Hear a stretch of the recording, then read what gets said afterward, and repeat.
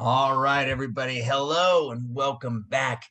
Welcome back to another great adventure in exploring our planet.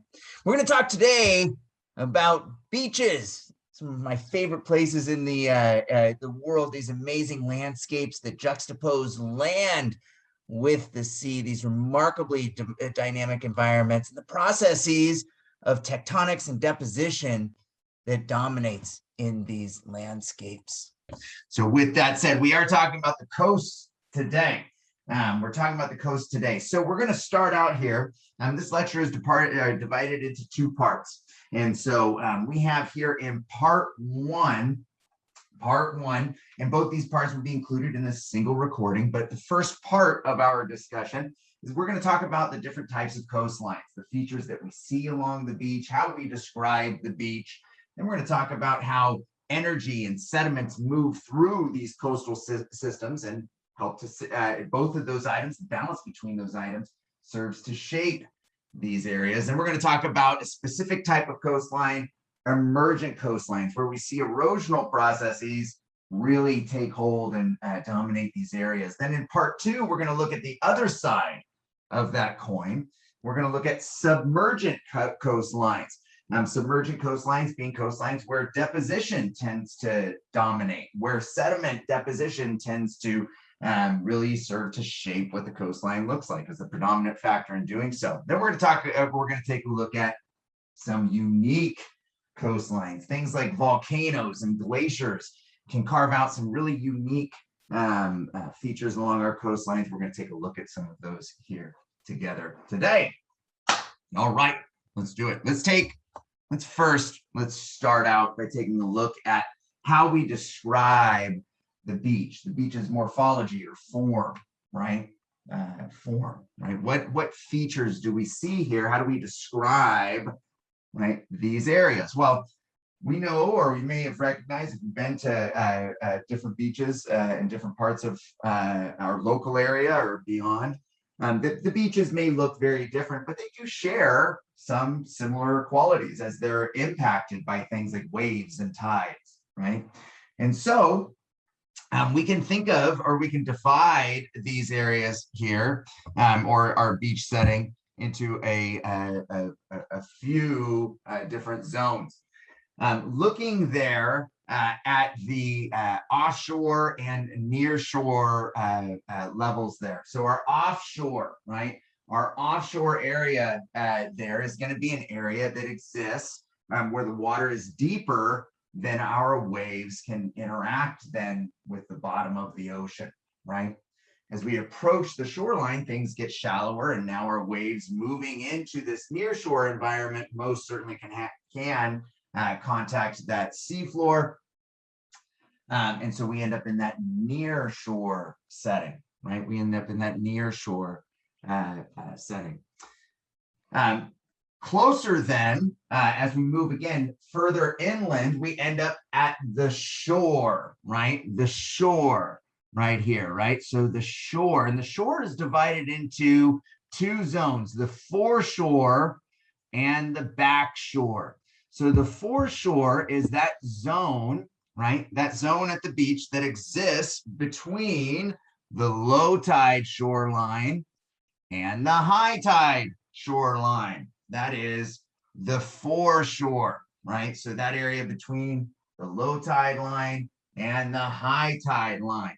The back shore exists beyond the high tide line, but it's that area that is potentially impacted by the movement of water in the ocean, but only during our most severe high tides and or our most severe storms, right? So this area here in the backshore is generally going to be dry. In these areas, you might see things like berms, these buildups of sand that maybe have been deposited maybe during a large storm or something like that. If you go down to our coast here in California, oftentimes you'll see big berms where sand has been built up and in some cases partially eroded by big storms. And so these berms, again, existing within the backshore because these areas are not constantly or continuously, regularly throughout the day infiltrated by the ocean's water. All right, so that's the back shore. So the furthest reach of that water during those extreme high tides and those storms, that defines the inland portion of our back shore, and also the inland portion of what we would define as our shoreline. Beyond that, we will describe that area as the coast. And in these coastal areas, sometimes you'll see the buildup of sand to form dunes. Sand dunes are relatively common in areas where you have a high sediment supply and also high amounts of wind and topographic features that can actually catch that sand and hold it in place. So if you've been to maybe the Pismo sand dunes up north of us here, that would be an example of these dunes along the coast. All right, so this is a generalized beach type of environment, and we can describe beaches in this capacity in virtually all settings, right? Although we'll notice that for different types of shorelines, the size, right? The size or the width or what we see within each of these zones most certainly can change. And that's because there are factors that influence this configuration, right, that are unique to each area, dependent on some of these items. The rocks along the shore, right? Are there, what's the nature of the sediment there? Are they big rocks? Is it fine sand, right? Do we see a mixture of those two things? That certainly can impact, again, what this setup looks like in a specific area. Currents, are the currents very strong? Are they very weak, right? Is there lots of water moving through? Is there lots of sediment being delivered by those currents? Wave intensity, is this an area that is exposed to high waves or small waves or no waves at all? Each of those things, again, will impact what this setup looks like in an individual area.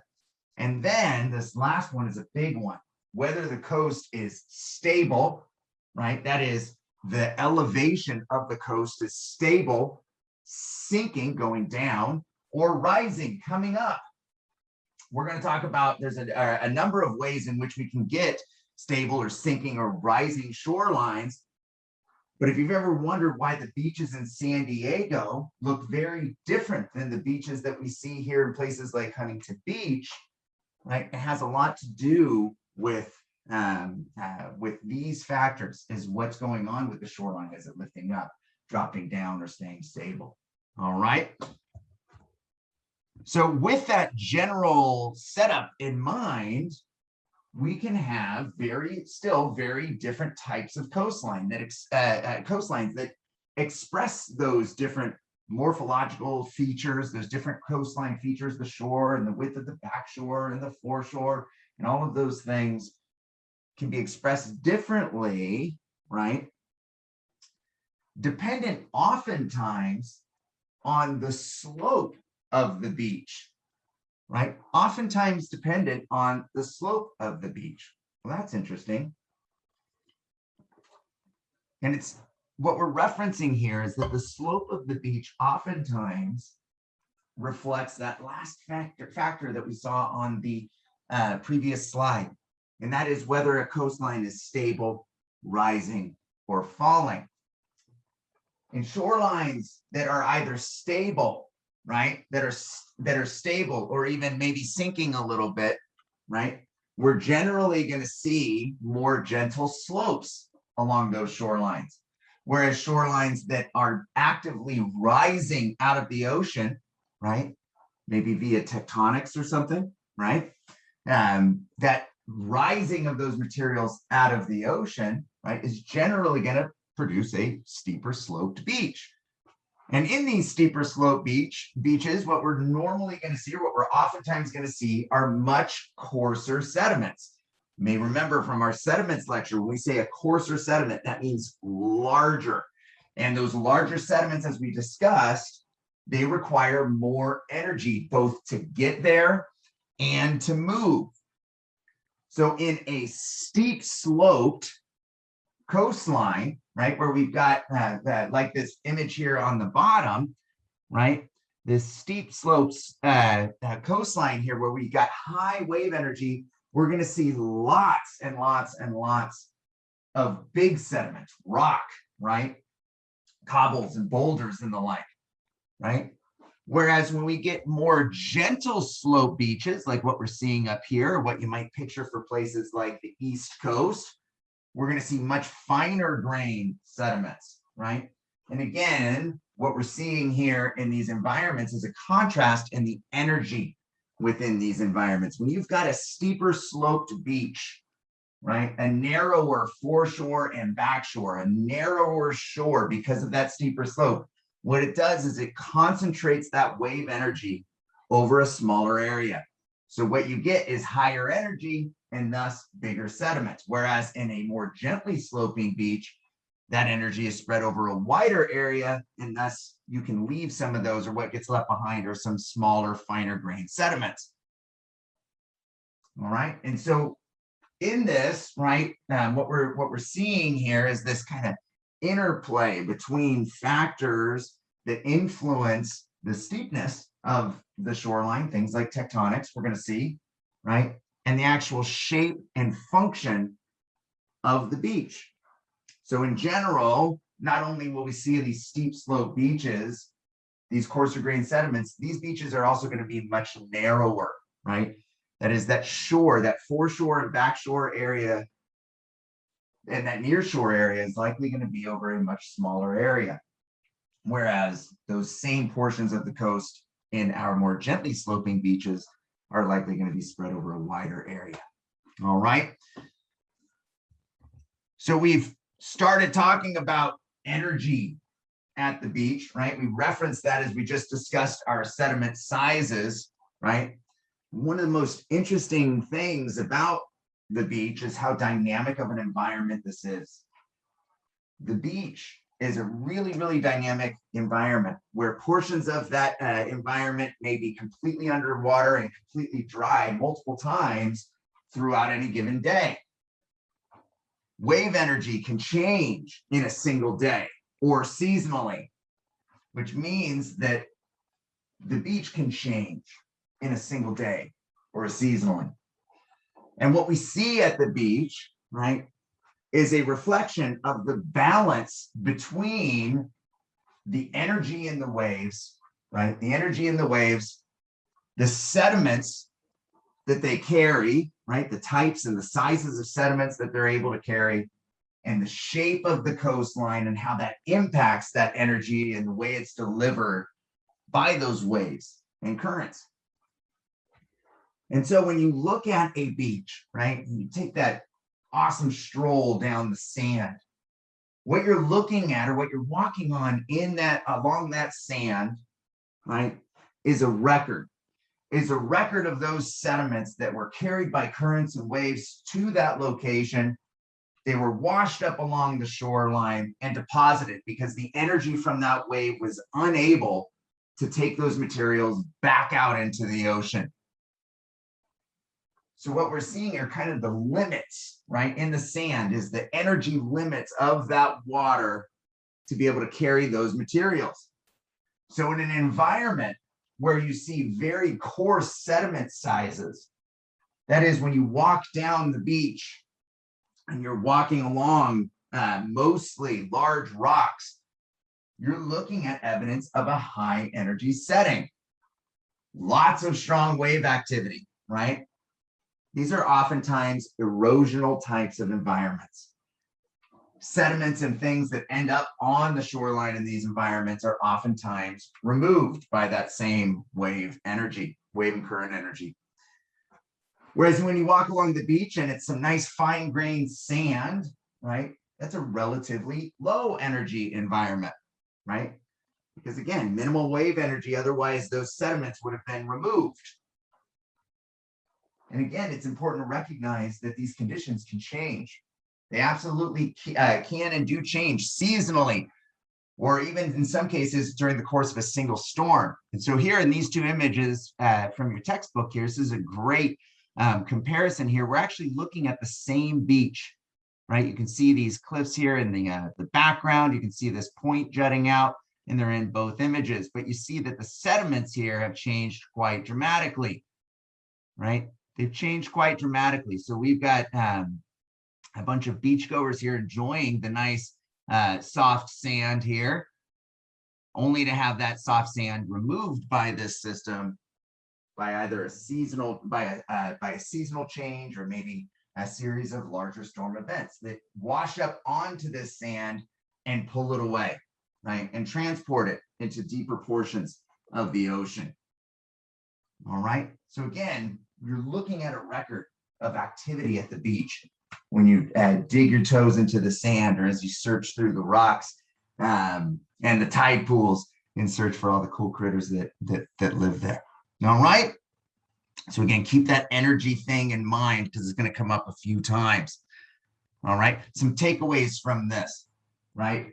If I were to ask you a question like, you walk it down to a beach and the beach is full of large boulders and cobbles, is this a low or high energy beach?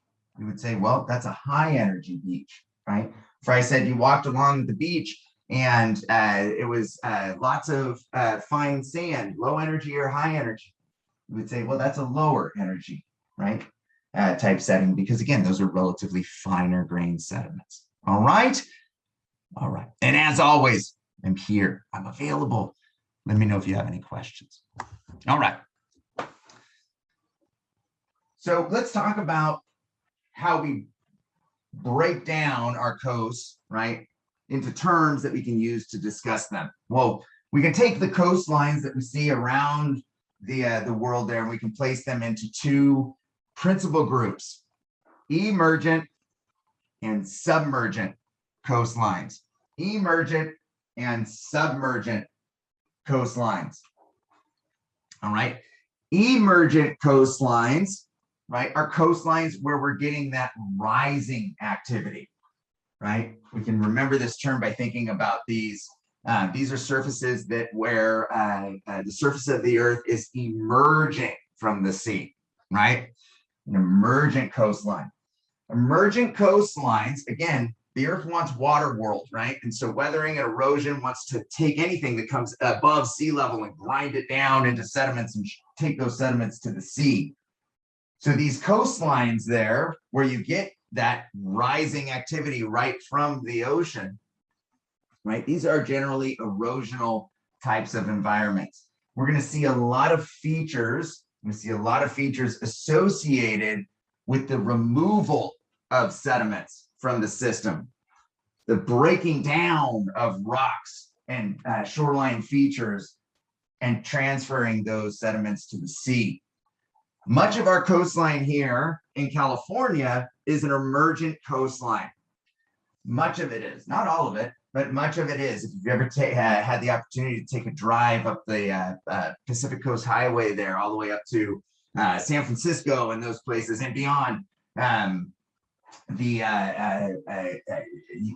get to drive next to some absolutely terrifying, but still absolutely beautiful landscapes there, where you're driving right on the edge of a steep cliff adjacent to an emergent coastline, right? If you take a drive down through, or you go visit the beaches in Laguna Beach or San Diego, you'll see much of the same. Large cliffs right up against the coastline there, in erosional or emergent type of environment.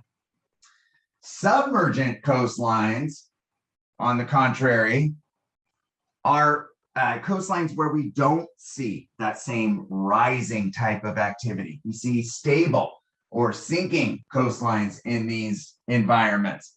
And these are environments where deposition rules the day, where sediments being deposited here, right, shape the coastline, are the principal, the depositing of sediments are what make the main features, the key features that we see in these environments.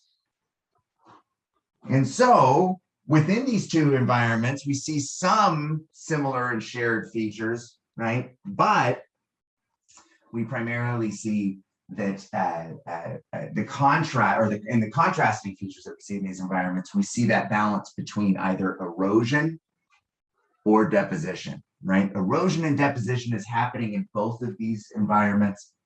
But in our emergent environment, erosion is ruling the day. In our submergent environment, deposition is ruling the day.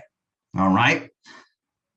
So with that said, what makes a coast either emergent or submergent, right? What makes it either emergent or submergent? Well, one that we've already mentioned is tectonic forces, right? Tectonic forces. So tectonic forces, that is the moving of Earth's plates in some areas, as we've discussed, lifts them right, or causes compression that lifts these materials right out of the sea, right? That is a process called uplift. It's what makes our mountains, right? And so what that means is that when you put a plate boundary very close to the coastline or along the coastline, then that's how you can get some emergent coastline. So looking here in California, we've got the San Andreas Fault, right? The San Andreas Fault, certainly near Northern California, is present near the coastline. But here in Southern California, it's actually quite a bit inland, right? It actually sits east, right? Further away from the beach than the Riverside City College campus does, right? So, but it's important to note that that is one fault of many faults in our area. And there are many faults that run right adjacent to our coastline. And it's movement along those faults that produces a lot of the uplift that we see in those environments. A lot of those cliffs resulting from uplift and motion along those coastal faults, right? So that is the basis for a lot of our emergent coastline. Whereas on the East Coast, the nearest plate boundary is the Mid-Atlantic Ridge, which is far away, right? And a divergent plate boundary. And so what we see there is an absence of those tectonic forces, right? So a lot of the East Coast of North America there is a submergent coastline, right? Where we don't see that same emergence caused by this tectonic activity. But it's not just plate boundaries that can lift or sink a continental margin. Another really important one is isostatic loading and unloading. Isostatic unloading and unloading. I want to show you this picture here of Bathurst Inlet. This is in northern Canada. And what you're seeing there is a shoreline where you can see in the rocks here, these lines, right? These lines, line after line after line. Those lines are etched in that rock, and we're etched in that rock to record what sea level was at that location. You might think, wow, there's some evidence of sea level decline, and that's not what's happening. What's actually happening here is the land surface is rising out of the sea, right? It's rising out of the sea. And the reason why it's rising out of the sea is because it used to have a whole bunch of ice on top of it.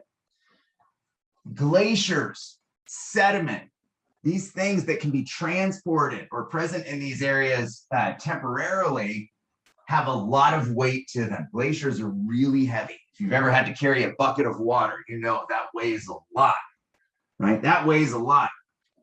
And so as that ice moves across the landscape there, it weighs it down. And when it weighs it down, it's kind of like a boat out at sea, right?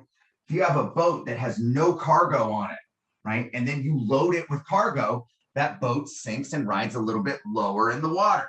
Same thing is happening with Earth's crust in the mantle.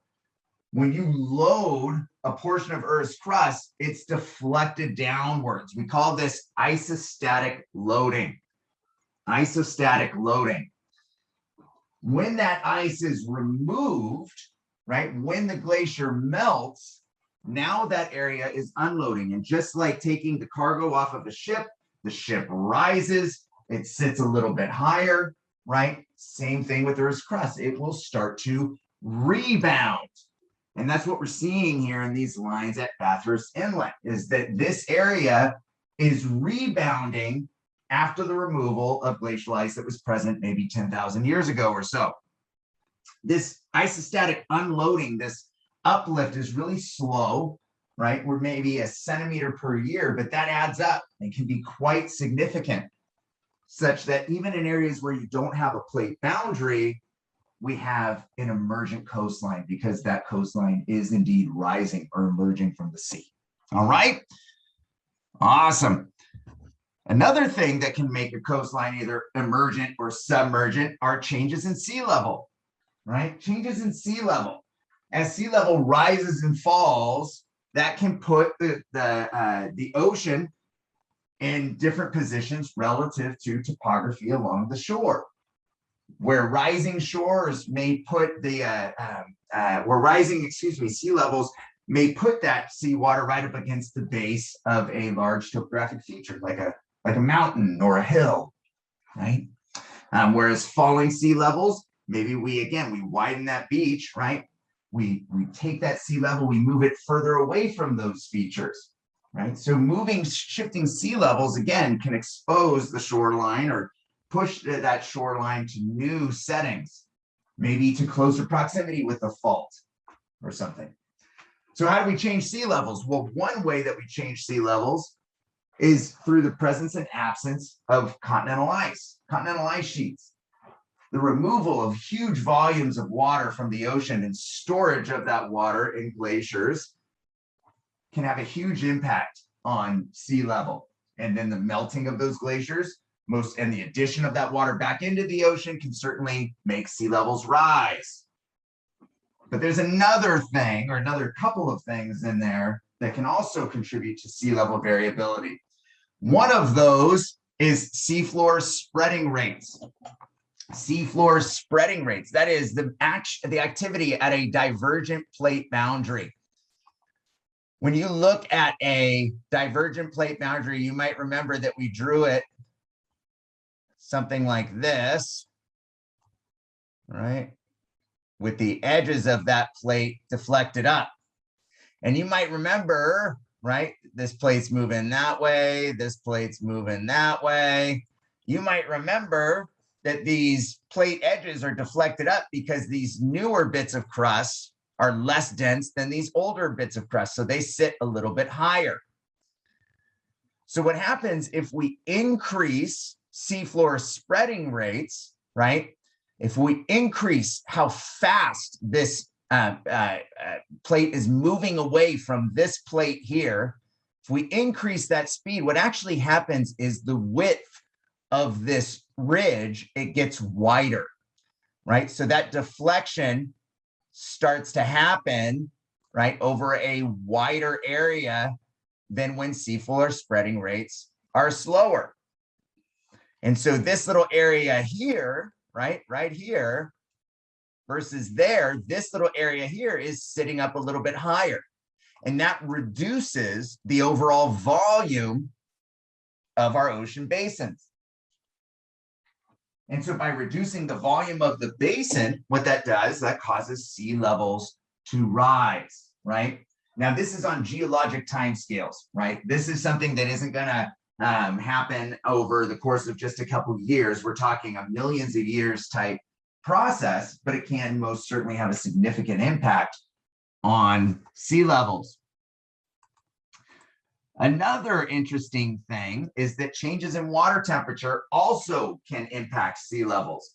You might remember, as we discussed when we talked about some of these unique properties of water, that water will, as it warms, it expands, right? If you take a bottle of water and fill that with cold water, and then allow that water bottle to come to room temperature, you'll see that that water bottle has expanded a little bit. And so it's expanded because that water inside, as it warms, it expands, right? Its density goes down because its volume goes up. And so if you change the temperatures of the world's oceans, the same process occurs where that water, the volume of that water increases a little bit. And as a result, sea levels go up as well. So this is an interesting one that's oftentimes paired with the presence and absence of glaciers, where the absence of glaciers indicate higher global temperatures. So we get some sea level rise there as a result of that. Then we get some additional sea level rise by increasing then that water temperature as well, right? So a couple paired feedbacks there from that climate variability. All right, so changes in sea level, again, can make a coast either emergent or submergent. Changes in winds and currents, right, can also do it. We talked about, again, the way the atmosphere circulates, our oceanic circulation, and how water moves near the equator from east to west, right? Moves from east to west, right? Which means, again, that the surface topography of the ocean is impacted by that activity, right? By that activity. You might remember the buildup of our mounds from Ekman's spiral, those mounds not being in the center of the ocean, but being offset to the west portion of our ocean basins, right? Again, as a result in those winds and currents. So again, these things, these other factors and how they impact sea level here, both of these factors, right, can dictate whether a coastline is emergent or submergent. All right, so let's go ahead. Let's go ahead and look at some of the features of emergent coastlines. So we're going to start with our description of emergent coastlines. All right, these erosional environments. Our erosional environments. We see a few of these features here. We're going to come back to these, but let's talk about this activity of erosion. All right. So erosion happens in these steep emergent environments because energy is concentrated over a relatively small area in these environments. So sediment is constantly being removed, right? It's being constantly removed. And how is that sediment removed? Well, oftentimes when you look at these coastlines, you'll see that they are not just straight lines. That is, you get a lot of scallop shaping to your coastline. You can see this in this previous slide, right? You see this kind of scallop shape to the coastline where you get these prominent headlands separating out each of these coves.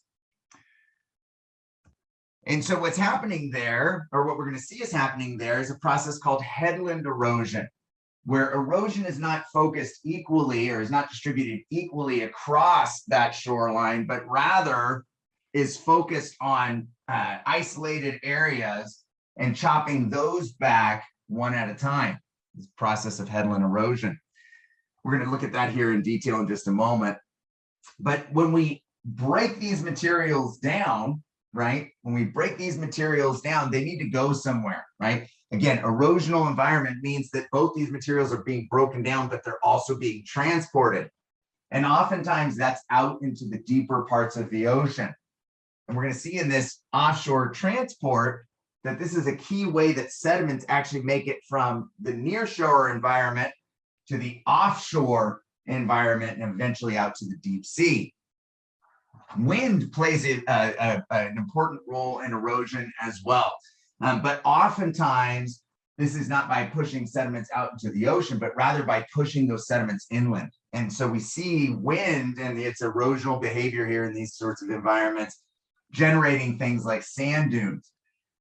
But again, sand dunes, the generation of sand dunes requires sand, right? Wind, but it also requires a way of trapping that sand and holding it there along the coast. Otherwise, it would continue to blow inland there until that wind eventually subsided.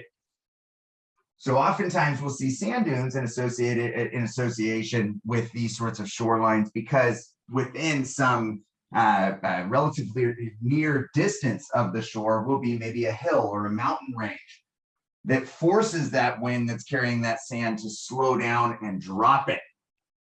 And that's what generates, again, our sand dunes. Submarine canyons. We're going to see some examples of these submarine canyons, which we've mentioned in discussions of our sediments. During our sediments lecture, you might recall that we talked about the importance of submarine canyons and their bringing of sediments from the near shore or closer or continental shelf environment out into, again, the deep ocean, right? And so these carved in features, very similar to canyons that we would see here on land extending offshore, provide a great pathway for the sediments that we generate through these erosional processes and move through these erosional processes of getting those sediments to the deep sea. So in these environments, the beach is under constant erosional attack. And let's take a look at what that looks like in terms of this, what we cited as headland erosion. So we're going to pair some concepts that we've already discussed in this class here, or along with these this new concept of headland erosion. So when you look at the shape of the shoreline, you'll oftentimes see these prominent rock outcroppings sticking out, jutting out from the shoreline. These so-called headlands can be present because sometimes maybe the geology of this rock maybe makes it a little bit more resistant to erosion, or maybe there's faults in the area that are shaping other portions of the coastline. But these headlands represent the area where that bit of geology has withstood for the longest the erosional attack of the currents and waves that move past these rocks. The ocean doesn't like that. The ocean doesn't like to be called out in that way, right? The rock's saying, you haven't got me yet. And the ocean says, we'll see. We'll see. And so what the ocean has are really powerful waves. And in those waves, right, is a really powerful substance, water, that loves to erode. And so in that, the ocean has a really neat way of attacking those headlands. And that is by focusing that energy from those waves on those headlands through the processes of refraction. That is, as the waves approach these headlands, those headlands, what we see above water there is just sort of the tip of the iceberg, so to say, right? It's just a portion of the headland. And in fact, portions of that geology will certainly extend some distance offshore.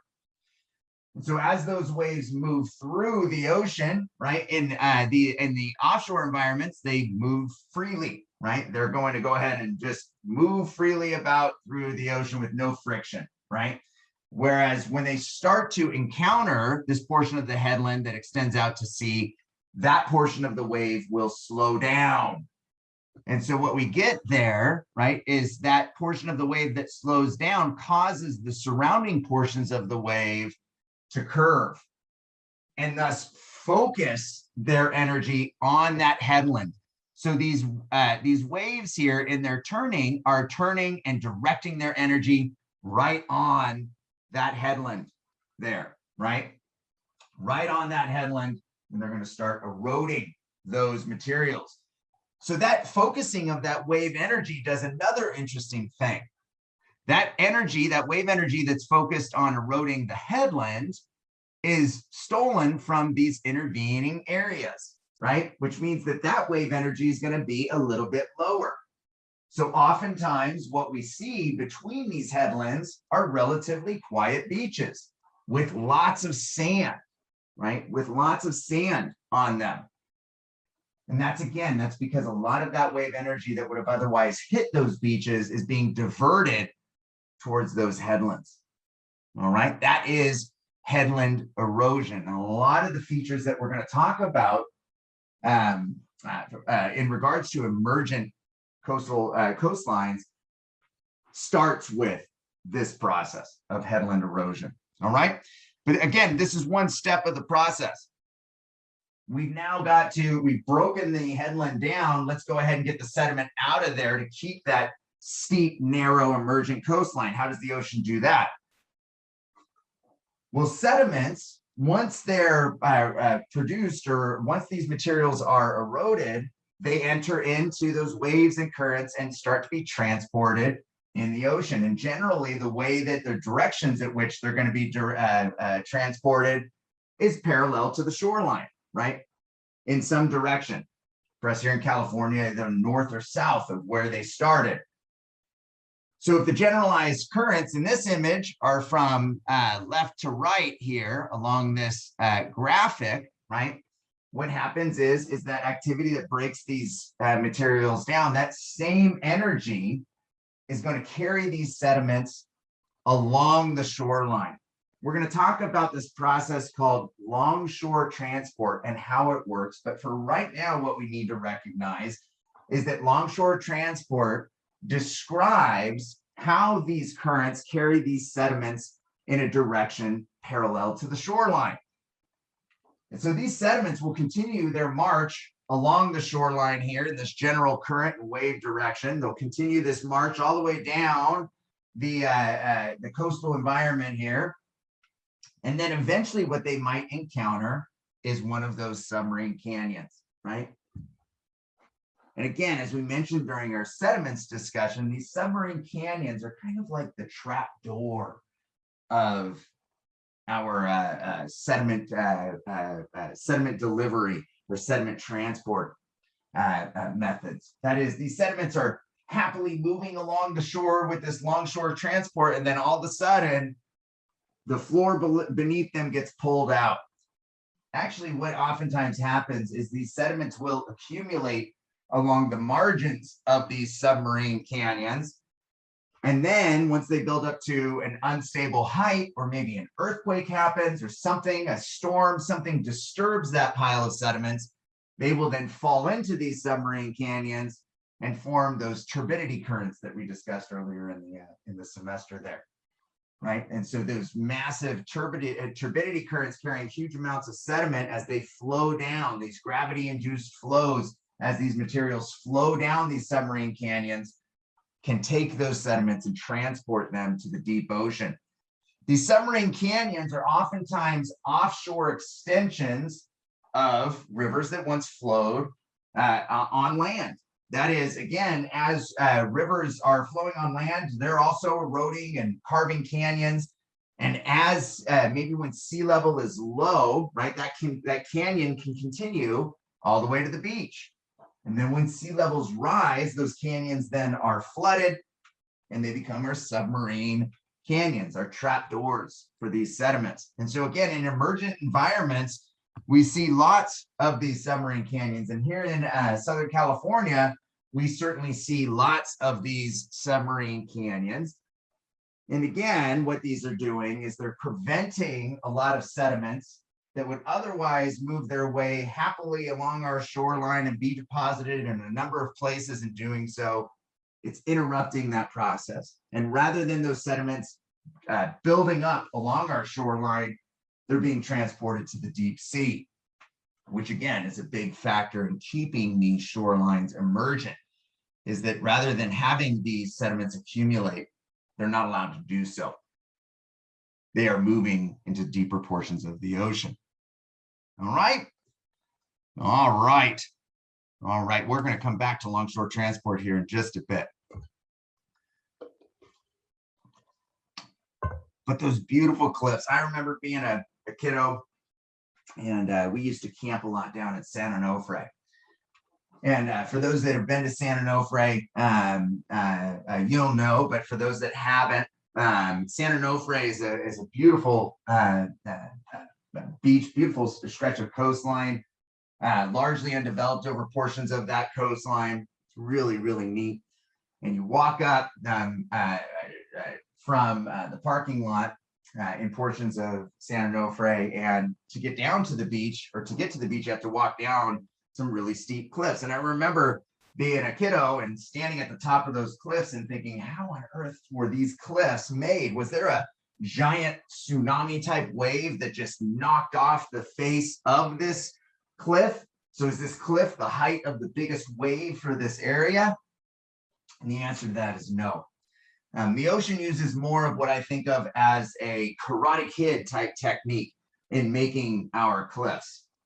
What I mean by that, remember Karate Kid when they near the end, I don't want to spoil it for anybody, so you can mute me if you want, if you haven't seen the Karate Kid, but near the end of the Karate Kid, there's a part where the instructor says sweep the knees, right? Sweep the knees, and right, that's the weak point, right? To sweep the knees and take the competitor out, right?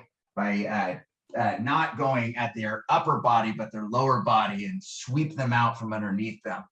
That's what's happening here with the erosion of a lot of the cliffs that we see here along our emergent coastlines. That is, the ocean, the waves are not big enough to reach the tops of these cliffs, but they are present enough and can reach far enough inland to work at their base. And so what you get here are these waves are chopping away at the base of these cliffs, and they are kind of biting away at them, right? Which leaves significant portions of this cliff unsupported. And so once that what's called a wave cut notch, once that wave cut notch makes it deep enough into that cliff, then the cliff above it, it fails. It fails. This is what one of these things looks like here in person. And so sometimes these things can look like really attractive places to set up for your day at the beach, right? To go ahead and I'm going to utilize this shade, and it's going to be really nice. This is not a good place to set up at the beach because this is an inherently unstable environment, right? This is, again, the beginning processes for all of this overriding unsupported rock to eventually fail. And when it fails, again, now that cliff has retreated a little bit. And that process will continue and continue as long as sea level is at an elevation where it can reach the base of those cliffs. All right. Awesome. And so, again, it's our waves are being highly erosive. It's not just the water, but also the sediment that they carry is also very erosive. And so as those waves are moving across the seafloor, they're reshaping it too. And generally what they do when they move across rock is they flatten that rock. They flatten it. They'll create these wave cut platforms that are essentially flat surfaces that mark where the waves used to travel across.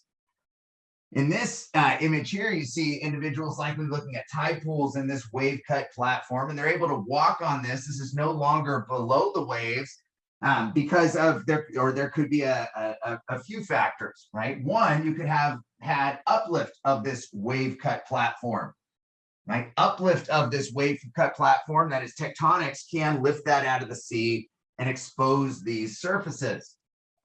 You could also have sea level fall, right? And you can even have that during the day, right? As tides drop, right? It exposes then this wave cut platform, or more permanent or longer term sea level fall can expose these as well. But again, these surfaces here are flat because of the action, steady and continuous action of waves across the surface have made that surface flat. All right. Awesome.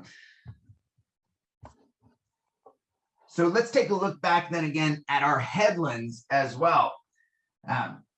If you have a chance to drive up that Pacific Coast Highway to places like Monterey and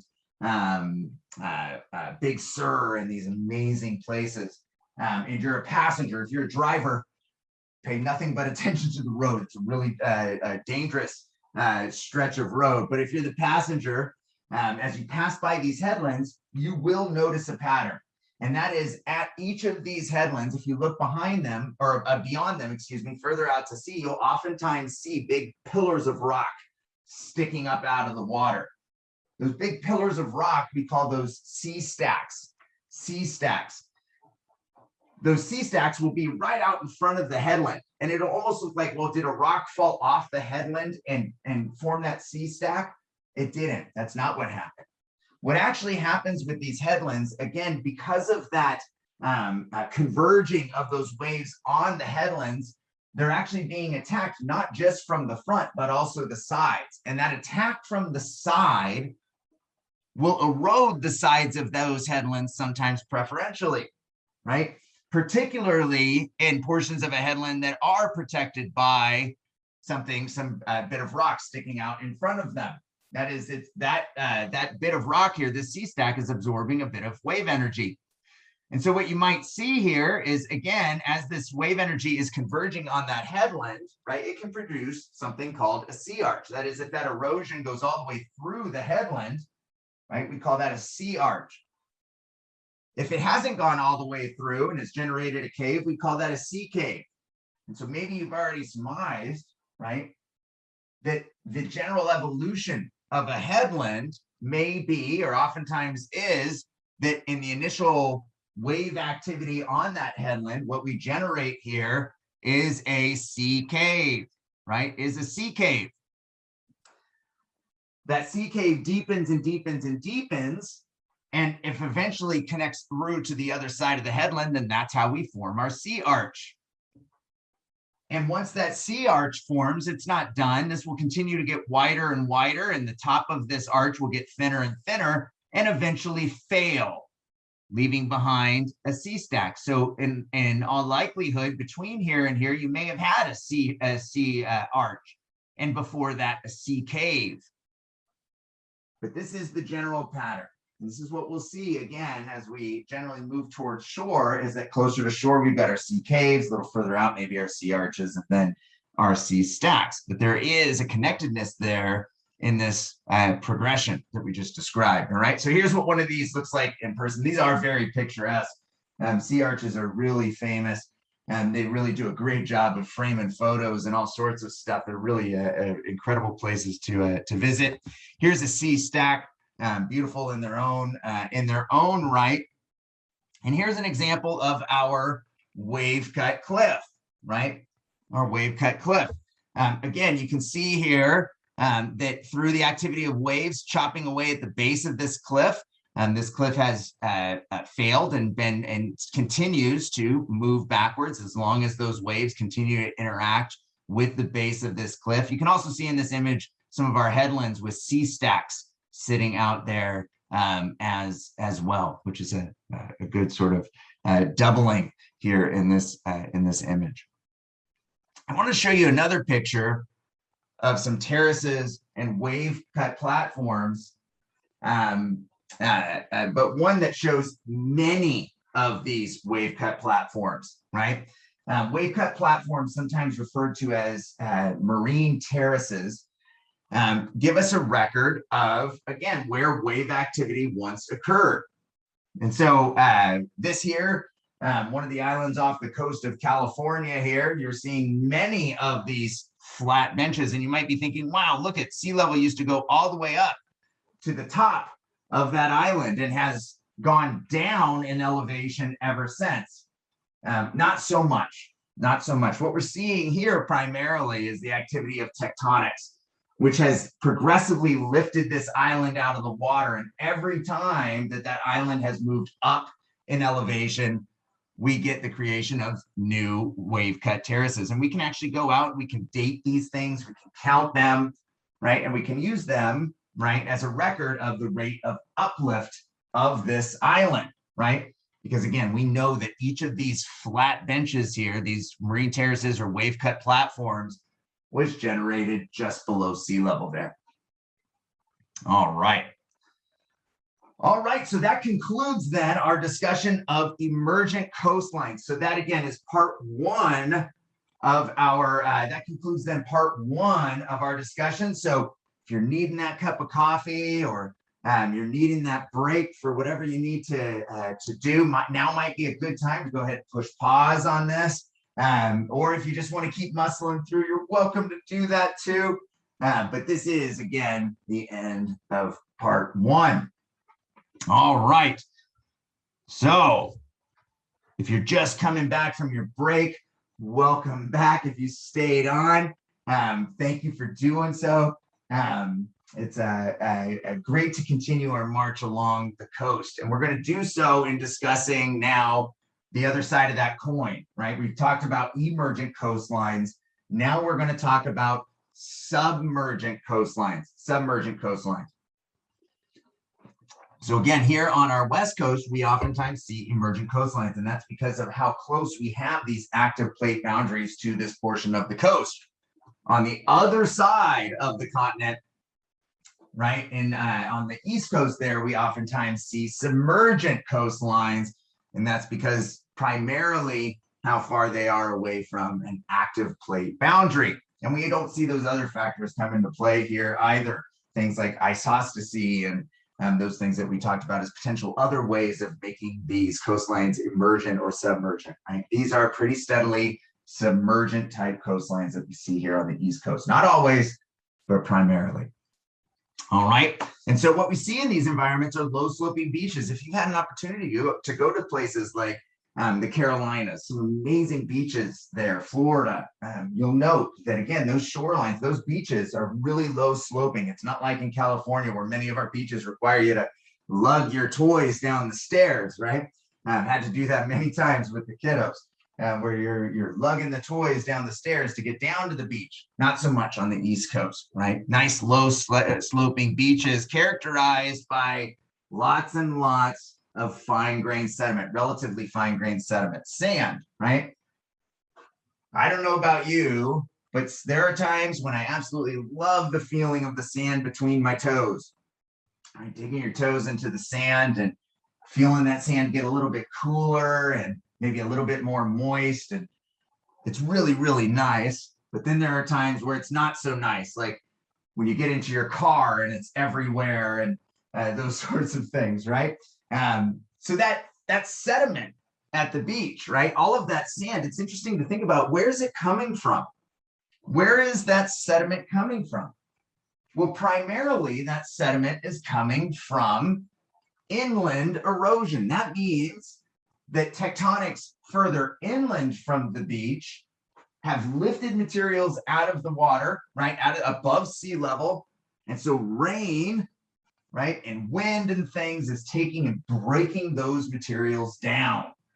It's breaking those materials down. Those materials are then transported into rivers, right? And those rivers carry those sediments to the beach. That's how it gets there, right? Primarily, oftentimes, that sediment being carried, massive amounts of sediment being carried down to the beach and distributed there.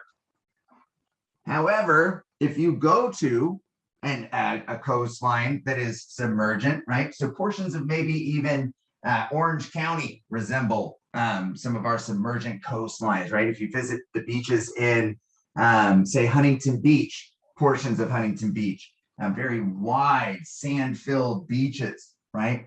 If you go to those beaches, you'll notice that even though rivers are the primary delivery method for those sediments, there's not a lot of rivers out there, right? Not a lot of rivers. Maybe the closest river there to Huntington Beach, the Santa Ana River, right? Our river, right? That comes through our Riverside County here, right? So what gives? What gives? How is it that we have sand along this entire stretch of coast? Well, that's because the ocean has a really great way of distributing sediments at the beach. One of the ways that sediments are delivered or transported at the beach is via the direct input of materials right there. That is, if you have, oftentimes in San Diego or in many places in San Diego, the cliffs themselves are made out of sandstone, relatively loose sandstone. And so as those cliffs erode, sand from those cliffs breaks down, those rocks break down, that sandstone breaks down, and that sand is deposited right on the beach. So you get that direct input of the immediately surrounding material is one way, but primarily, again, these materials are coming from rivers and streams. But those rivers and streams, again, they're not everywhere. So how is it that we go to, say, this stretch of the beach here, and we see there's one river, maybe in this image coming over here, right? But there really is, there's no river. So how do we have a bunch of sand here if that's coming from the river? Well, this is our process of longshore drift or longshore transport. Longshore drift or longshore transport. So I'm going to teach you all the latest and greatest dance. You guys can post you doing this to social media. I'm sure it would be a big hit. You can bring it to the club. I wouldn't recommend it. Nobody thinks this is cool except for me. But if I was there at the club, I would say, yeah, do the so-called longshore two-step, right? That's our dance, right? The longshore two-step. All right, and so the longshore two-step here's how we're going to do it. The longshore two-step is we're going to pretend that we are sediments, right? We're just going to pretend that we are sediments, and as sediments, we are going to enter a river. And so in that river, we as sediments would all line up in a nice single-filed line and march our way down towards the beach. And as we move towards the beach, eventually we would hit that ocean, right? The velocity of that river would slow, and thus we would be deposited then near the mouth of that river. But then we get exposed to a whole new set of energy in the waves and the currents that are moving through this environment, right?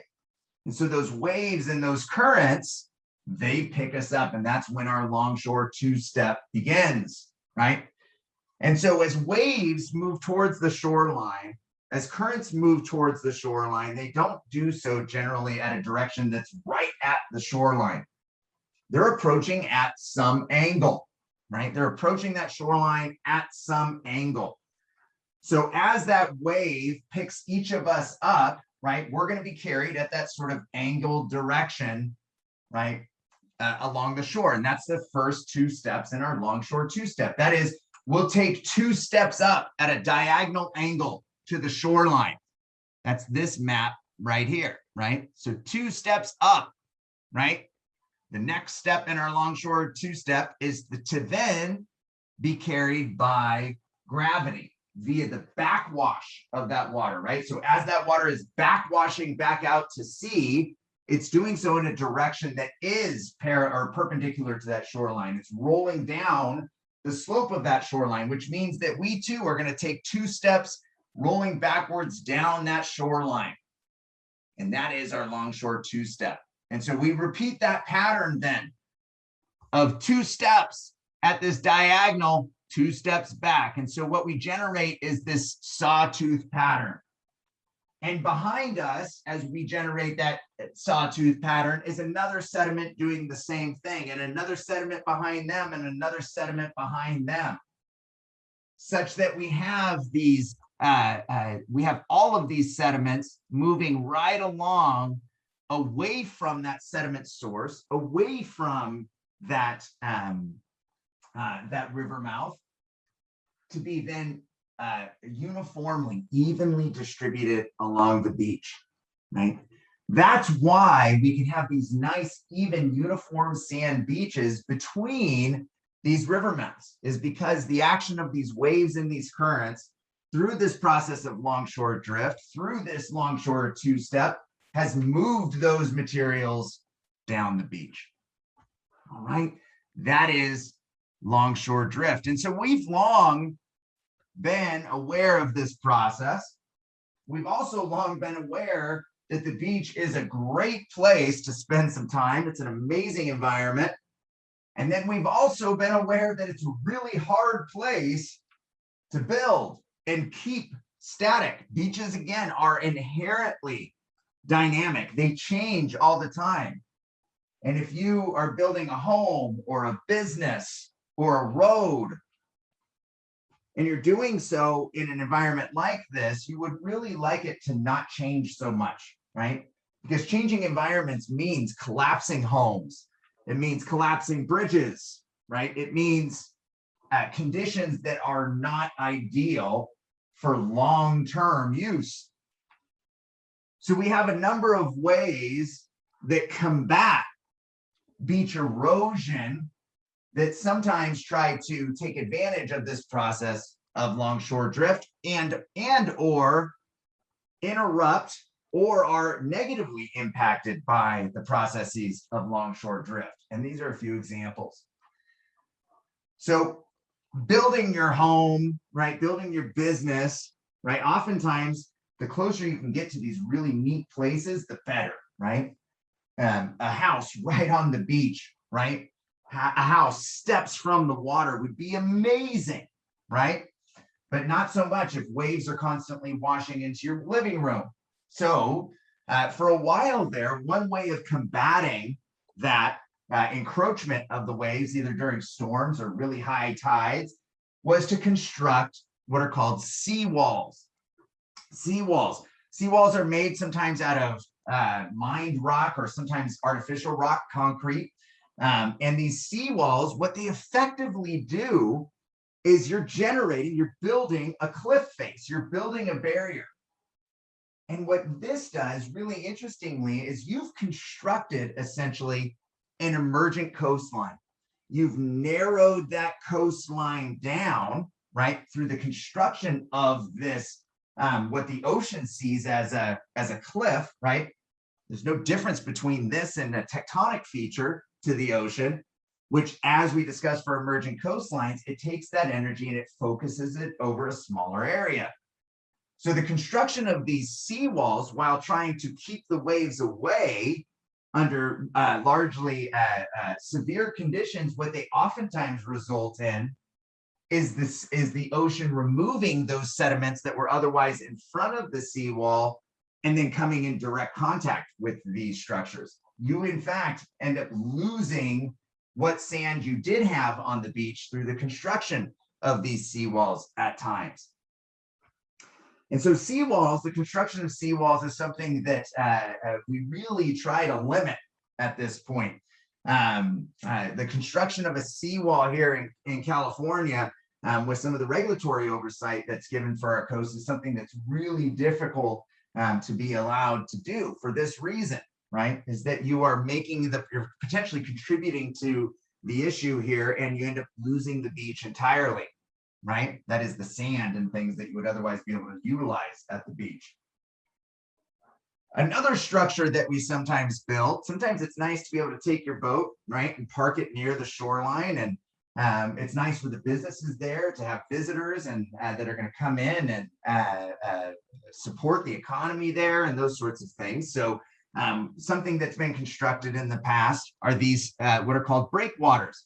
That is essentially a wall out at the sea or out in the sea that blocks waves from entering in, from encroaching on the shoreline.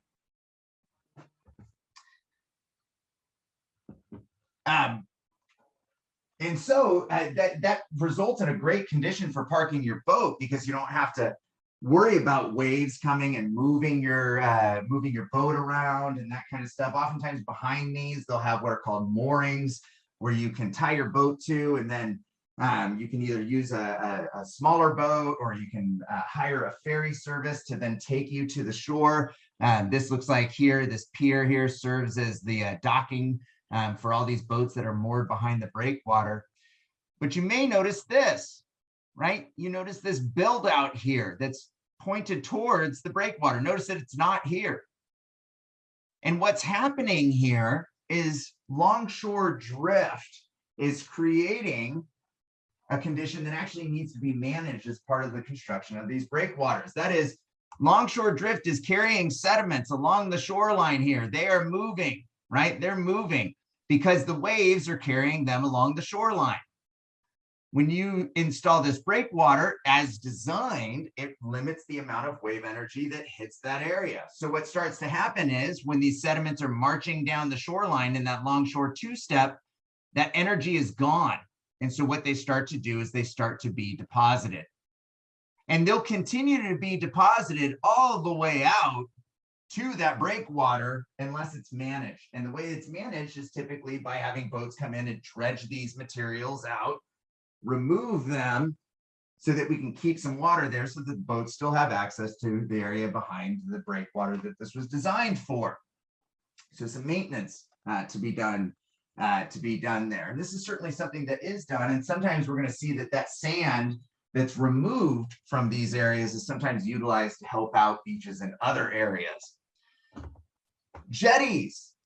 Jetties also serve a really important function in stabilizing portions of a coastline, where we see maybe something like a river entering the sea, right? So on either side of this river are these jetties. Jetties can be constructed of a whole bundle of things. Oftentimes here in California, we see jetties constructed out of large rocks, right? Large rocks that can't be moved by the waves, right? To again, stabilize this portion of the coastline.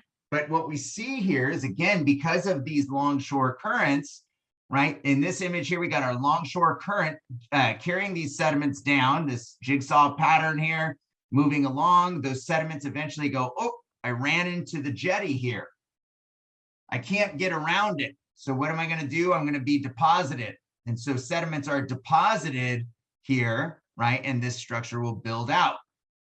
Here in this on this side of the jetty, now you're not getting that sediment that would otherwise be delivered. So what happens there?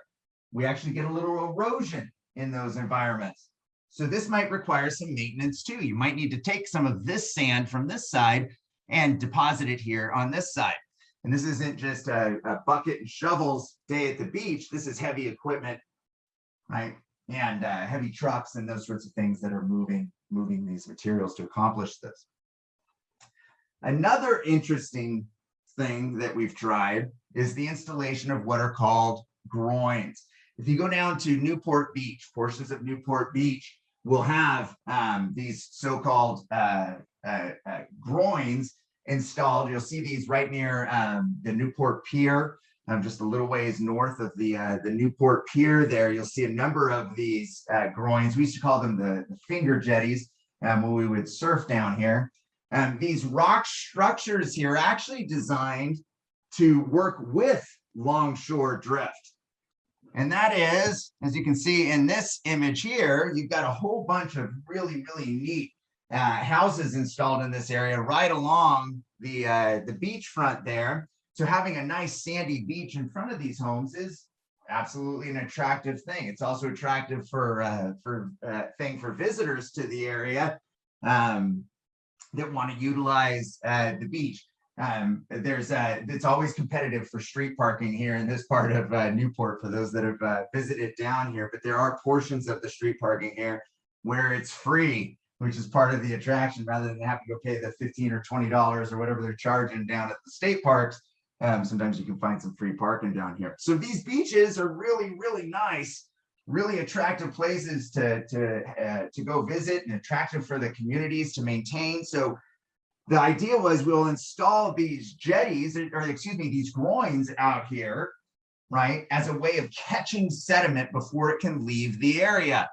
And so these groins are installed, and what they're trying to do is interrupt that longshore transport. They're trying to catch those sediments, right? They're trying to catch them as they're moving down the coast. And we can see that in part, in some areas, right, we can see that sediment building up, right?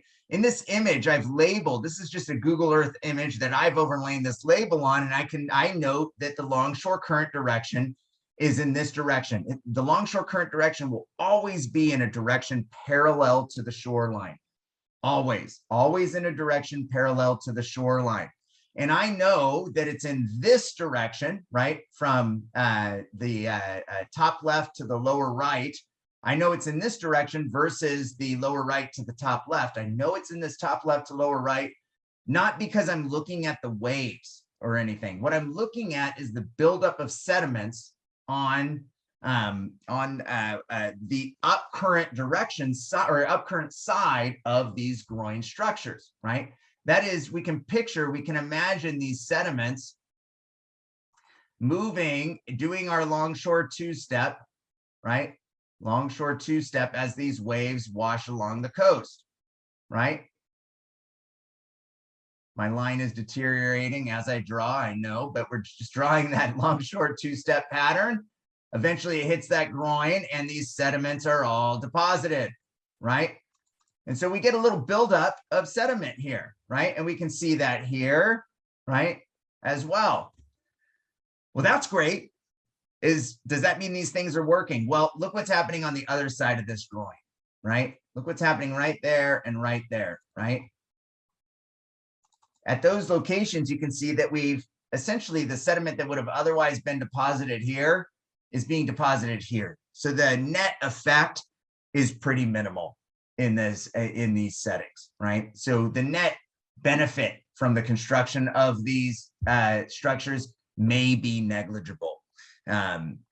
Is one of the takeaways here. But another important takeaway here is I want you guys to look at this structure here and ask yourself, how do I know, how did Sappenfield know, grabbing this random picture from the web, how does Sappenfield know that the longshore current direction is from left to right, right? That is, why isn't the longshore current direction in this direction?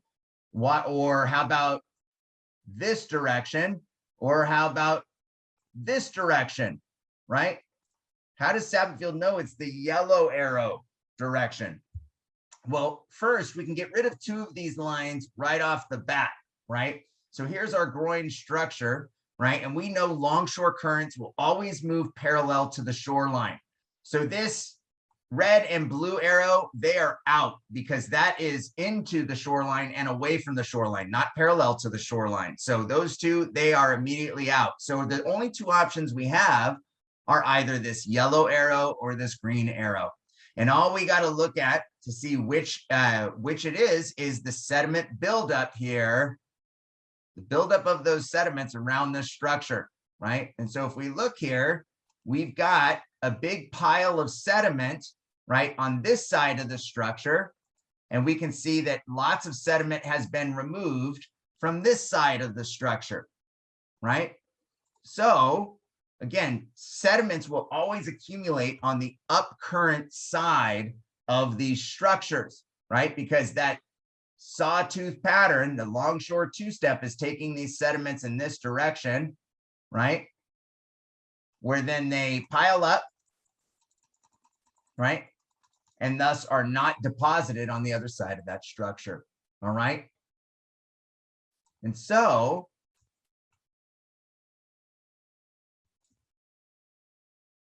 what we've got then is a condition where those sediments, again, had to have marched in this direction. This must be then the direction of the longshore current, all right?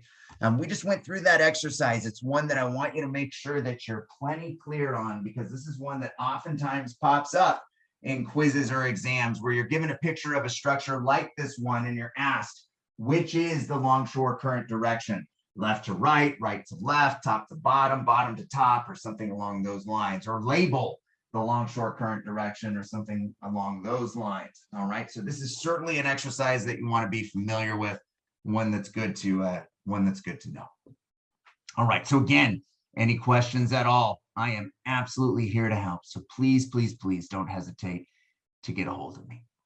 All right, so one of the ways that we can then, we mentioned that in these environments, oftentimes we have to do some mitigation, right? We have to do things like go dredge out the sand behind a breakwater, right? We have to go out and dredge the sand sometimes out of our harbors as well, because harbors, the weakening of wave energy within those settings oftentimes will result in sediments accumulating in those environments as well. So we've got to go out, we've got to go clean them up. And one of the best ways that we then find, or one of the best things that we find to do with those now newly cleaned out materials, is we don't just take them to a landfill, but rather we oftentimes use those materials to then supplement beaches that have experienced too much erosion, right? Where maybe some of those sediments that would have been otherwise deposited in these environments were deposited in places where we didn't want them. This is a process called beach nourishment. And beach nourishment, we found, is absolutely the best way of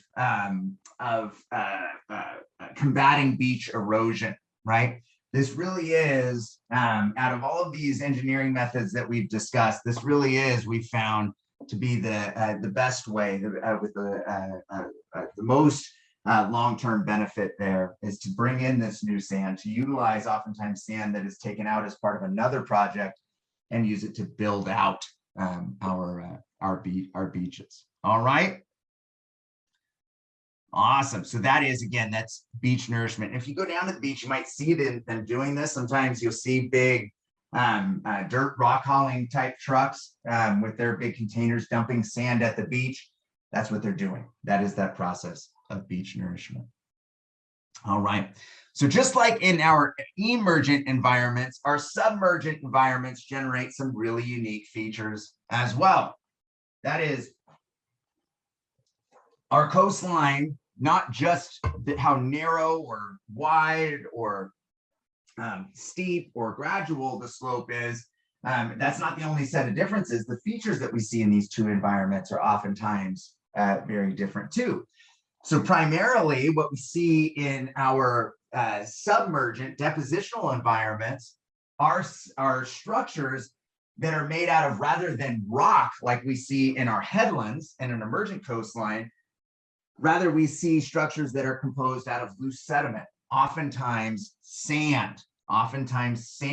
And the shape and structure of these and the size of these sorts of things are dependent, again, on the longshore current direction, as well as the nature of that sediment supply. How much sediment is there and what types of sediments are being moved through this system. So let's take a look at a few of these here in this image. Here's our longshore current direction here. So sediments are, again, jigsaw pattern or sawtooth pattern, I should say, those sediments moving down along this stretch of coastline. And so we might get a situation where maybe the coastline has a little bit of an embayment such that those sediments are moving across and they start to move because of refraction of those waves. Those waves start to maybe turn into this embayment. As their energy changes in that turn, some of those sediments might be deposited. And so those sediments deposited and extending off of one side of this bay may make this curve type structure, again, as those waves are moving through the system, that we refer to as a sand spit. That is a sand spit. Moving further down the coastline, maybe those sediments, we might deposit some sediments right outside of, again, maybe a shallower depression in the coastline, creating essentially what looks like an island here. In some cases, those are large islands. We call those barrier islands. And behind them, we can get these lagoons where wave energy is going to be very low, right? Wave energy is going to be very low. And oftentimes these environments are also pretty shallow as well. Sometimes our sediments can continue to march and then they can completely block off an embayment. Blocking off that embayment may be broken oftentimes by the movement of tides. So that rise and fall in sea level can actually open up a little, what's called an inlet, that allows water levels inside that embayment to fluctuate. We can also get beautiful and wide and sandy beaches in these environments. This is an interesting situation that, very much like our breakwaters there, sea islands, that is natural rock outcroppings that are offshore, they can act like those breakwaters. And what you get there is, again, just like what we saw with those walls that are built out there in the ocean, longshore transport, those sediments will be deposited there because wave energy behind these structures is weakened. So those sediments, again, will continue to be deposited until eventually they can connect to these sea islands, and you'll form what's called a tombolo. Here's what a few of these things look like. What you're seeing here on the left is a bay mouth bar. So we've got this sandbar that's completely crossing this bay, but you'll also see this inlet that's allowing water levels to fluctuate with tides and things, both in the ocean and within this embayment. That's our bay mouth bar right here. And here's a tombolo, right? Here's our tombolo connecting then the sea island to the mainland. You can see that the elevation of this tombolo is really low, right? It's not going to extend far above sea level, right? Because the movement of that water is required to deposit those sands, right? So these are going to be really shallow and oftentimes unstable environments. The height of these things can certainly change during storm events and those sorts of things as sediments are removed naturally from this system. Here's a sand spit. Here's a sand spit there. You're seeing it from your textbook. This is a pretty big one. These look like they're people walking along this sand spit there. There's what looks like a dock, but we're seeing, again, extending across or outwards from the point of this embayment here and kind of curling into the embayment. That is a sand spit. Again, we see lots of these things on the East Coast. So this is a great example of a bay mouth bar and a sand spit. And what I might ask from a question like this, or from a picture like this, is what is the longshore current direction in this image? And so looking at this Baymouth bar, you wouldn't have too much information to give or that would help with that answer, but you could certainly have a good idea of the predominant longshore current direction by looking at this spit, right? And that is those sediments must have come in this direction, right, to build out, right, around the mouth of this embayment, right? So again, that longshore current direction going in this direction, right, such that those sediments are deposited to make this sand spit. All right. So again, some great examples of exam style questions there. And certainly if you're not seeing that, that's what I'm here for. Please don't hesitate to reach out. All right. So why do we see so many of these features on the East Coast? Well, we talked about the tectonics, but there's another factor at play, and it comes back to our oceanic circulation, right? There's a massive bit of current offshore there along our East Coast that is the Gulf Stream, along with a number of other currents in the area that really make the water move there and can move huge volumes of sediments through the Gulf of Mexico and along the eastern portion of the United States there. And so we see here along significant stretches of that East Coast and within the Gulf, lots and lots and lots of features like barrier islands and tombolos and spits and those sorts of things. And it's important to recognize that they are made out of unstable sediments, right? They are piles of sand, right? They are piles of sand, which is incredibly difficult to build on in that these environments are constantly changing. They're also very prone to storm surges because they're deposited by the movement in the ocean, which means that unlike what we saw with our wave cut platforms in our islands here in off of California, these are deposited by the ocean, which means that they can't extend very high above average sea level. The few feet that they may stick above average sea level likely results from sediments that are either transported by wind or during storm events that raise sea level a little bit, right? Or changes in sea level might do it too.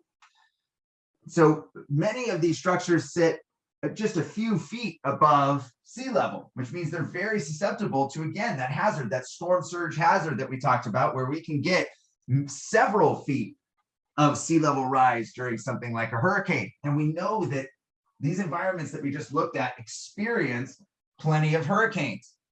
So nobody in their right mind is going to build or live on these features, right? Right? Wrong, absolutely wrong, right? These are beautiful places, right? These are absolutely beautiful places. This is Galveston, Texas. Galveston, Texas is an absolutely beautiful place. Lots of really fun things to do. Lots of people have called Galveston home for a really long time. And Galveston is actually one of is the location of one of our country's worst or most impactful natural disasters. And that was a hurricane that occurred in 1900 that brought several feet, maybe as much as 15 feet of storm surge to the area and wiped this island out nearly entirely. Ended up killing about 8,000 people. And that's not the only hurricane that's been experienced in over the history of Galveston. And likely there will be more. So living in this environment comes with that hazard, right? That inherent hazard. And so we try to tackle it by doing things like building our houses on long piles that seek to drive themselves deep into the sand. But again, when these events occur, these landscapes are constantly changing. So that house there was not built on stilts.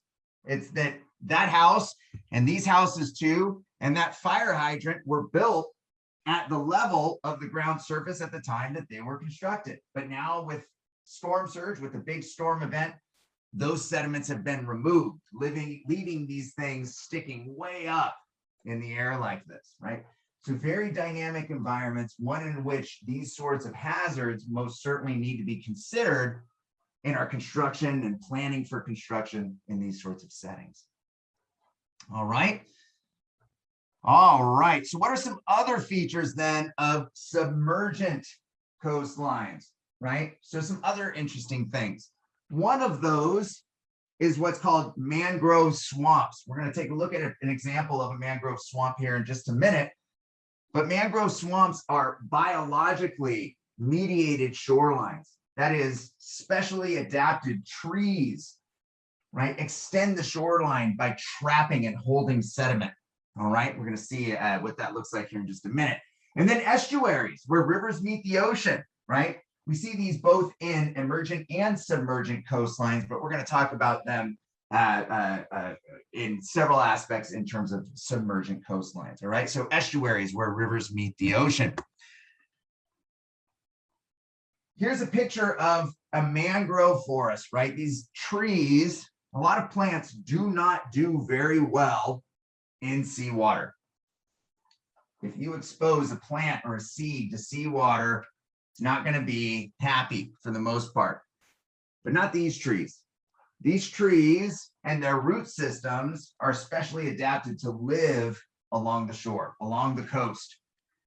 And so what we see here are these root systems, these dense root systems, that what they're doing is they're trapping sediment. As that sediment is moving through these roots, those currents and waves that are moving that sediment, they're slowed down by all of these structures. So they drop those sediments. And those sediments, as they're built out this shoreline, more and more tree growth can occur. Not only are these trees, are they trapping sediments, but they're also trapping some of the nasty stuff that comes from land from getting out into the ocean. They're a really important filtration mechanism for our ocean water, right? That is that some of the nasty stuff that's both natural and anthropogenic, human-made, as it tries to make its way to the sea, it can also be captured in these mangroves. So these things are facing the ocean. They're right there at the interface. Mangroves were of real concern during the Deepwater Horizon oil spill that happened there a number of years ago, where oil and things could absolutely have a significant negative effect on these mangroves and thus the surrounding communities as well as the shape of the coastline. If you lose these trees, you lose this portion of the, or if you lose these plants, you lose this portion of the coastline. So again, here we have this biology working to generate some coastline as well. All right, let's talk estuaries.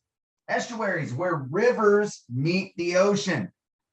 It's an interesting environment where we have fresh water spilling into the ocean, fresh water spilling into the ocean, right? So that's a weird environment because how much fresh water is moving within that river system can change. It can change daily, right? It can change seasonally, right? Which means that the things that live here have to be able to adapt to changing salinity conditions, right? And you might be aware that you can't take fish or a lot of fish that live in fresh water and put them in salt water and vice versa. It doesn't work. And so the things that do live here are really specially adapted to oftentimes changes in salinity levels, changes in water levels, all sorts of aspects that go into these unique and dynamic environments. So that brackish water is what we're describing there, and that mixture of our fresh and salt water. That brackish water presents, again, a really unique condition that can be unique to each river mouth and present conditions or result in ecological niches, ecosystems that are very unique and very sensitive to these environments. So we have actually 4 types of estuaries. Not every estuary, not every river is the same. And so and not every ocean is the same. So where these rivers meet the ocean, they can create some unique type settings, right? Different type settings, right? Some different types of conditions where these rivers meet the ocean. So these are our 4 principal types, all right? Our 4 principal types. The first, a drowned river mouth. That is a river that enters the sea, right? That river enters the ocean. If sea level rises, then that ocean comes into that river some distance, right? So we are drowning that river mouth with ocean water, is what we're saying there, right? All right, so again, the drowned river mouth is going to be made by sea level rise. Fjords. Fjords are associated with glacial activity.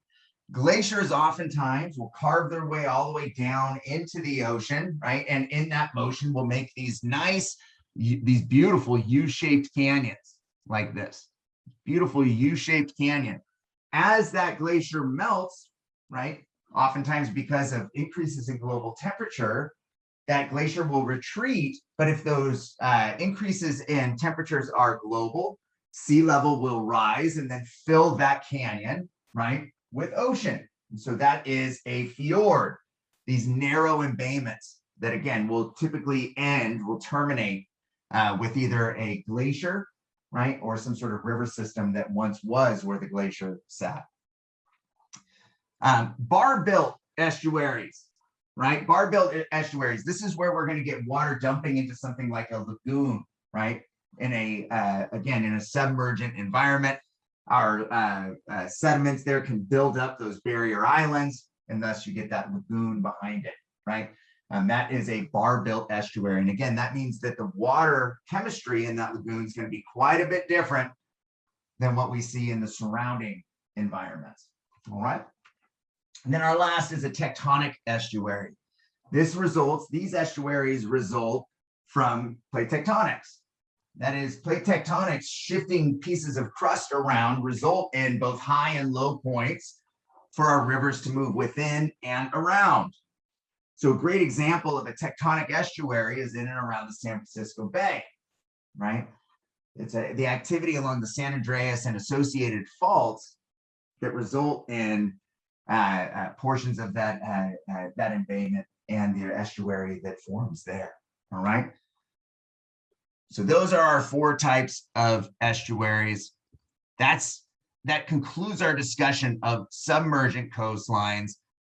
And so what we're gonna talk about next now are some unique types of shorelines. Now, before we get into this, I do want to again mention, we've discussed in part 1 here, right? We set up our coastlines and how we describe the morphology of our coastlines. And then we talked about in detail our emergent coastlines, right? Our part 2, we began with our submergent coastlines.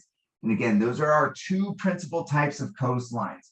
And so we should be able to compare the features within each of them, see how they're different, and see how erosion dominates in that emergent environment to create things like headlands and submarine canyons and things like that. Whereas in our submergent coastlines, we're going to see more things like barrier islands and tombolos because of the dominance of depositional processes there. And again, as always, I'm here. Anything I can do to help clarify or help in your studies, please don't hesitate to let me know. All right, so here's some unique circumstances, some unique coastlines. Emergent coastlines that are nowhere near tectonic boundaries. One way that you can do this is you can either create new rock or you can deposit sediment. Huge amounts of sediment can actually also result in emergent coastlines. That is, by generating through a process outside that's occurring outside of the ocean, right? That is not because of longshore transport, but because of some process that's happening on land, we can make topography that then can be eroded by the ocean.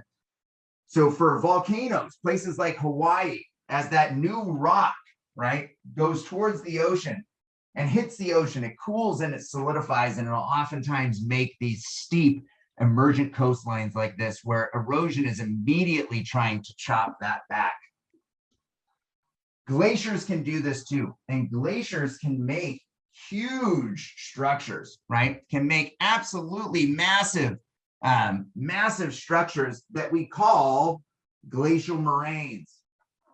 Glacial moraines. And we're going to see some examples of these here in just a minute. But what these moraines, you're seeing a small of these moraines here. And what they are is essentially in a glacier, when you look inside that glacier, as we talked about when we discussed sediments, it's not just nice crystal clear ice. In there are rocks and debris and sediment, such that when that glacier makes its way to the ocean and melts, it drops all of those items to the bottom of the sea, right? It drops them to the bottom of the sea and builds up then these large or potentially large islands, right? If there's enough of that sediment to accumulate there. That's what we would call a glacial coastline. So again, volcanoes can make emergent coastlines through lava, like what we're seeing here, but there's another interesting way that volcanoes can make a coastline, and that is through the generation of what's called an atoll. An atoll forms around volcanoes, typically in tropical oceans, typically in open portions of our tropical oceans. So a volcano extending above sea level there presents a really great opportunity for coral reefs to form. Reef-forming organisms want to be in the sunlight. They host oftentimes photosynthetic microorganisms as part of what they do. And so as that volcano is sticking up above the sea and is active, it will continue to grow. But eventually, if that activity stops, what we'll see is the volcano, the central portion of the volcano, will start to undergo some significant erosion. And that erosion is occurring while the reef continues to build, right? So in the initial stages of the volcano, right, we see this reef that sits at the fringes of the volcano just below sea level. But as that volcano erodes, again, that reef now continues to build. And so what we get there is a barrier reef, right? As long as a portion of that volcano is still present and sticking above the water level, right? And then as erosion continues and eventually pushes that volcano below sea level, that's when we get this ring-shaped structure that we refer to as an atoll. An atoll. And along these atolls, along portions of these fringing and barrier reefs, we're going to trap sediments and things so we can actually build some island mass that's just above sea level, and vegetation can grow on it and all sorts of things. But these ring-shaped structures, that's what we're referring to as the atoll here. All right, the atoll. I want to show you an example of a glacial coastline here as well. Maybe you've heard of Cape Cod, right? Or Martha's Vineyard or Nantucket. They're in Massachusetts. Any Patriots fans, right? We're getting maybe close to home for you. Cape Cod, right, has a really interesting set of structures that are built around what is called a moraine. And so these buildup of sediments that we're seeing here again in the foreground of this glacier, that is a glacial moraine. And so glaciers that extended down through this area, yeah, that is right. Glaciers that extended all the way down from near the North Pole, all the way down across Canada and into the northeastern portions of northern portions of the United States, generated, right, huge volumes of sediments, carried with them huge volumes of sediments. And as those glaciers started to retreat, right, as they started to retreat, they dropped that sediment. And so the furthest out portion or area where those glaciers drop that sediment, those buildups of sediments that are equivalent to what you're seeing right here, right? These moraines, we refer to those as terminal moraines. They are the furthest out moraines, sediments deposited by the furthest outward motion of those glaciers. Those glaciers will then, as they melt, right, they'll continue to move back, but there may be some oscillation in climate that results in them kind of sticking around and maybe actually advancing and retreating a little bit once again. So even though their general pattern is they're retreating, there might be some cool times where you see that retreat is not steady and continuous. So when that happens, what we get deposited is something called a recessional moraine. That's a recessional moraine. And that sits at the core of Cape Cod. And so these serve as the seeds for sediments to then accumulate around these structures. So we see these sand spits and things surrounding these structures that wouldn't otherwise be there had it not been for this glacial activity. All right, and we see a number of these along the East Coast. Pretty interesting. All right, so in summary, coastlines are directly impacted by processes of both erosion and deposition. And when you look at our coastlines, when you look at any coastline, you're seeing that balance reflected in the shape, the width, and of that coastline and the sediments that you see present there. So we have these two major types of coastlines, emergent and submergent, right? Emergent and submergent. Emergent, generally going to be erosional types of environments, submergent, depositional types of environments. The way our sediments are transported in these environments, right? We can have that direct input, but we primarily see sediments move their way along the coast via that longshore two-step, right? So again, feel free. You don't have to cite me if you're going to bring that out to the club there, the longshore two-step. Enjoy that. That'd be fun. So then we also went through again in detail some of the features that we see in our emergent and submergent coastlines. Things like headlands, sea stacks, right? Our sea arches, right there in our emergent setting, setting. And then in our submergent setting, we're seeing things like our tombolos and our barrier islands, our lagoons, right? And then we have these few unique circumstances where volcanoes and glaciers can play a key role in shaping the coastlines and building structures that share in these either emergent or submergent features. All right. So with that said, that concludes our coast discussion. I am going to wish you all a wonderful day. I hope everybody is doing fantastic. And as always, I hope you know that you can always reach out to me for help. I'm more than happy to help with anything that I can. So please don't hesitate to reach out. I always enjoy talking to all of you. With that said, take care of yourselves, be safe out there, and we will see you all back in here again very soon. All right, everybody, take care.